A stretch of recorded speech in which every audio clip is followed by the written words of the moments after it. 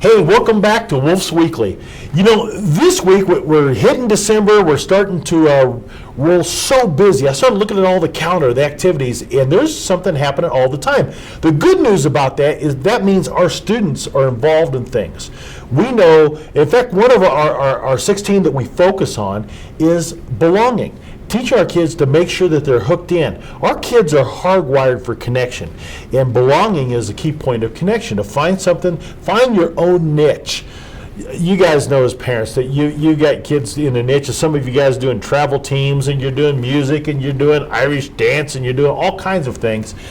But some kids don't have a niche. If you don't have a niche, help them find that. One of the best pieces of advice I heard was from James Dobson on Raising Kids. He says, find something they're amazing at and build on that.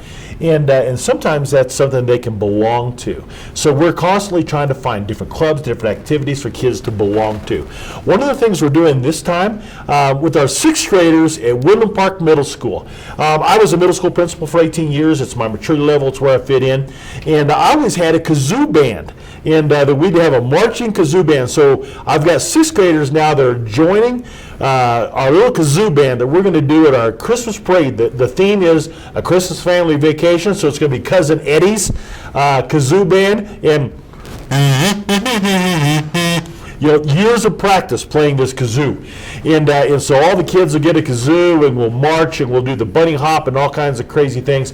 But it's one more thing, one more way to help belong, to be able to fit in, to be able to join in with what's going on. So I challenge you guys, make sure that you help your kids know the importance of belonging. Whether you're doing civic clubs, you're doing clubs at church and in the community, all those things, we want our kids to do the same thing, because we know if they're involved in something, they're not using idle time that's going to get them in trouble.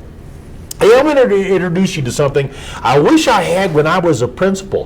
We have a thing called restorative practices, and we are so fortunate to have Josh DeSmit with us here today, and he's going to talk a little bit about what we do. This is something completely different than probably you had when you were in school. Tell us a little bit about restorative practices. Absolutely.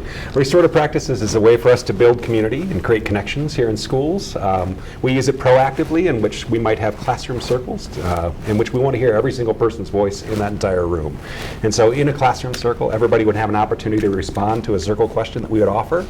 And so this really allows for the kids that might not have as loud of a voice to be heard by all of their peers, and those that have a whole lot of voice to kind of tone it back so everybody's on the same kind of playing field. And you kind of have a talking stick or absolutely. A talking kazoo or whatever it is that you have. That might be a little talking loud. rock or Yes. whatever it is. Whoever has that is able to speak. Absolutely. Now, I know as a principal, sometimes I deal with kids that come into conflict, and I have my choices. It could be like in-school suspension, out-of-school suspension, detention, whatever, and it was always consequences things.